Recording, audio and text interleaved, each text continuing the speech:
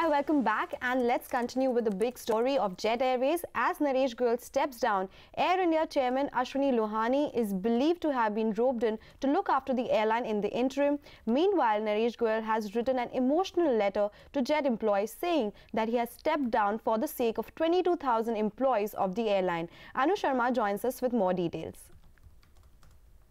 So after the exit of Naresh Goyal and Anita Goyal from the board of Jet Airways, the question now is who will run the airline in the interim period. And we are learning from our sources that Ashwani Lohani, the current chairman and managing director of Air India, is one of the names in the race to head the airline in the interim period till the lenders find a suitable investor by the end of June quarter. For today, the focus will be the meeting which will take place in the Civil Aviation Ministry with the new management of Jet Airways.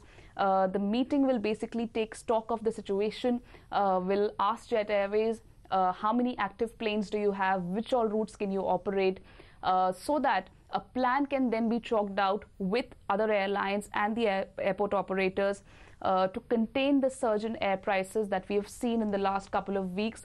The situation is likely to continue in terms of high fares at least till June, because remember, around 80 planes are out of Jet Airways fleet, and if you add the other planes of other airlines which are not in operations because of maintenance, the number goes pretty high. That means there is a huge shortage of capacity in the market.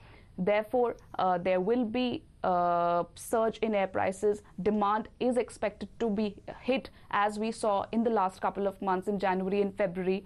So as of right now, the focus is that the ministry will assess the gap which is there between the capacity and the demand, and will then ask the airlines to sort of induce more aircraft, expedite the induction process, get more planes on wet lease, etc.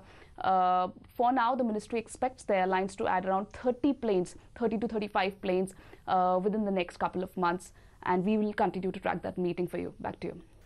Absolutely, Anu. Thanks a lot for that. We will continue to track that meeting. But brokerages who are tracking Jet Airways, what are they making of this development? Well, Sonia joins us with all those details. Sonia. Well, thanks a lot for that. I did get a chance to speak to a lot of analysts post the deal, and they believe that this deal is negative for retail shareholders as well as minority shareholders. For just ₹1, the lenders have got 11.5 crore shares of Jet Airways with no reduction in either the debt or the liability, and the value of the retail shareholding has been cut in half. So Edelweiss writes a report where they say that yes, in the very near term, the infusion of 1,500 crores will help support Jet for a few weeks, but the equity dilution is a big value destructor for existing investors. They do expect the government to bring in some investor to run Jet in the coming months, but they expect a correction in the stock price today. Citi says the restructuring provides some support to Jet's operations in the very near term. Jet could regain some lost market share. Remember, their market share had fallen to 11.4% as of February, and there was a gain seen by Indigo and SpiceJet. They believe that it could be negative for Interglobe now, given a resumption in supply from a key competitor like Jet Airways. Back to you. All right, Sonia, thanks a lot for joining us and giving us all those details. The stock actually surged 12% in yesterday's trading session. Let's see how it reacts after the deal is announced. But moving on, let's also listen in to what Jitendra Bhargav, former ED of Air India, has to say about the Jet Airways saga. Naresh Goyal's adamantly of not quitting the board. I had on your channel on 17 November made it abundantly clear that Naresh Goyal should be willing to give up his stake. And had he done that, Jet Airways wouldn't have faced the kind of crisis it has.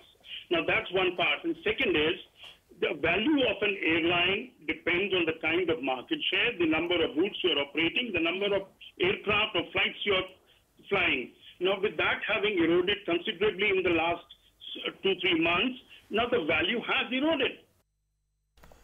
All right, with that, we slip into a short break, come back. Former RBI Governor Raghuram Rajan talks about India's economic growth story. That exclusive when we return.